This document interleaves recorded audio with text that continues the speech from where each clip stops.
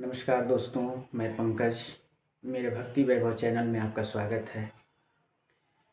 आज हम लोग बात करेंगे कि श्री अयोध्या धाम में आज पूरे देश से लोग, हर घर से लोग चाहते हैं कि मैं जाके भगवान प्रभु श्री राम जी का दर्शन करूं, और वह अपने इच्छा और स्वेच्छा से जितना पन पड़ रहा है, सब लोग कुछ ना कुछ दान के रूप में भगवान श्री सीताराम जी के धाम को अर्पित कर रहे हैं।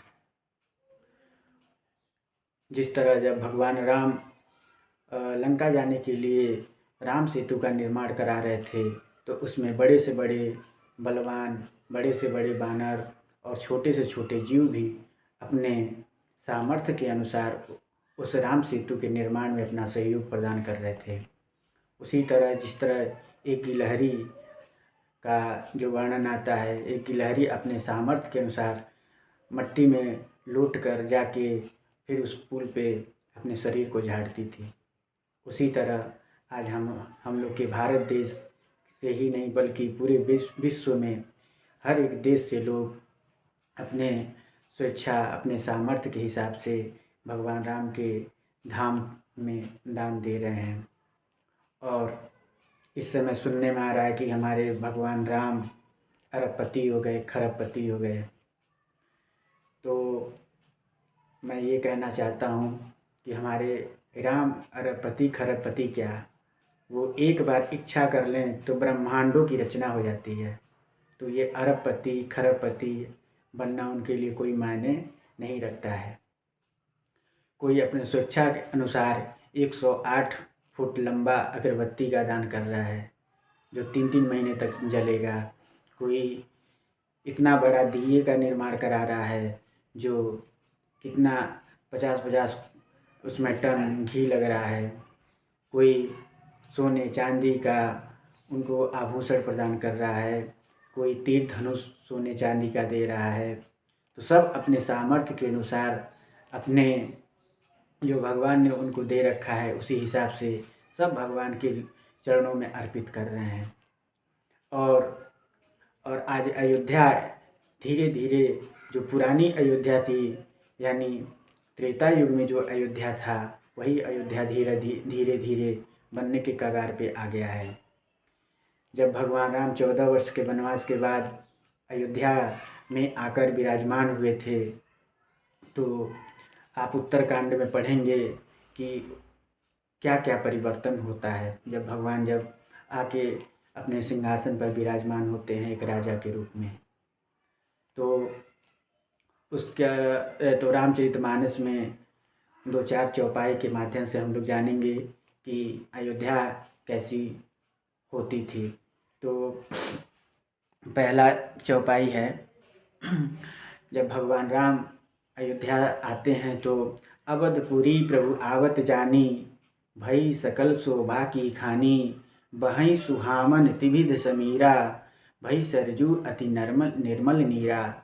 यानी जब भगवान आते हैं तो वहाँ पे 3 तरह की जो वायु है, शीतल, मंद और सुगंधित वायु, यह 3 तरह की वायु बहने लगती है। जो सरयू नदी हैं वह सरयू नदी अति निर्मल हो जाती हैं और प्रभु को आते जानकर वहाँ के सभी वनस्पति खिल उठते हैं।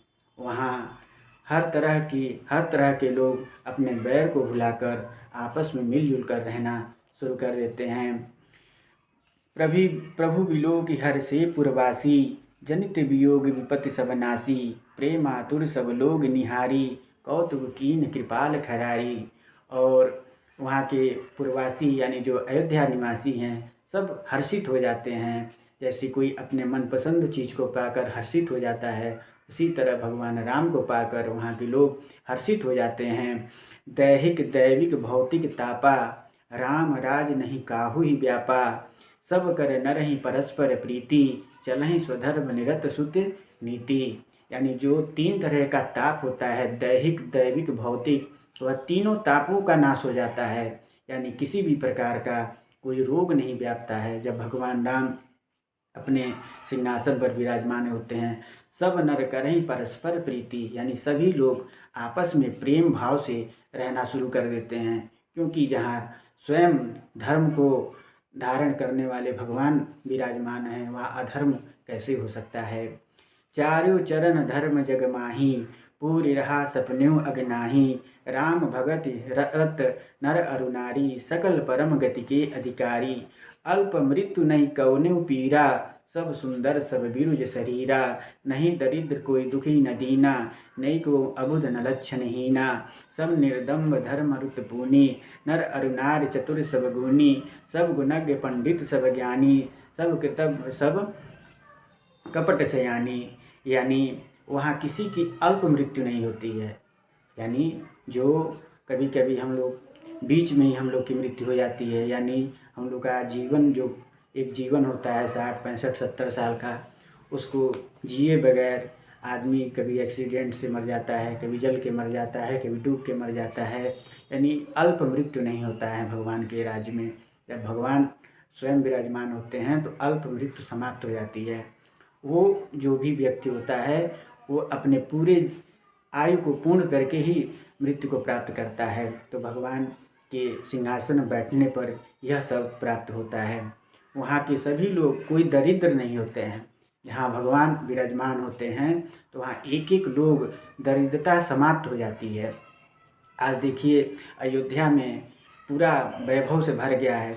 देश के बड़े बड़े व्यापारी कोई ट्रकों के ट्रकों चावल भेज रहे हैं, दाल तेल नमक चीनी, यानी जिसको जो भी बन पड़ रहा है भगवान के चरणों में समर्पित कर रहे हैं। और आज अयोध्या में इतना वैभव हो धीरे धीरे बढ़ गया है कि अयोध्या ट्रस्ट की ओर से मना करना पड़ रहा है कि अब मत भेजो, लेकिन लोग अपने प्रेम को प्रकट करते हुए जो भी बन पड़ रहा है लोग भेज रहे हैं। और आज वहाँ पे अयोध्या में ट्रकों की लाइन लगी हुई है। लोग सोने के ईंट चांदी के ईंट भेज रहे हैं, आभूषण चढ़ा रहे हैं, पैसा चढ़ा रहे हैं। 22 तारीख को भगवान का प्राण प्रतिष्ठा था, उसी दिन 2.5-3 करोड़ रुपया चढ़ गया था।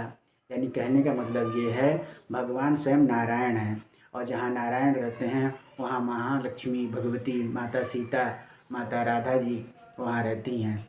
भगवान के चरण में ही हमेशा भगवती महालक्ष्मी रहती हैं, और जहाँ भगवती महालक्ष्मी रहेंगी वहाँ का वैभव का क्या कहना। सब लोग सोचते हैं कि हमें लक्ष्मी प्राप्ति हो जाए, लक्ष्मी प्राप्ति हो जाए, लेकिन कोई भगवान को नहीं प्राप्त करना चाहता है। लेकिन जो भगवान को प्राप्त करना चाहता है, लक्ष्मी माता हमेशा भगवान के चरणों में ही रहती है। तो वही हाल अयोध्या का है। इस समय भगवान जब से विराजमान हुए हैं वहाँ भगवान के साथ साथ महालक्ष्मी भी वहाँ विराजमान हो गई हैं।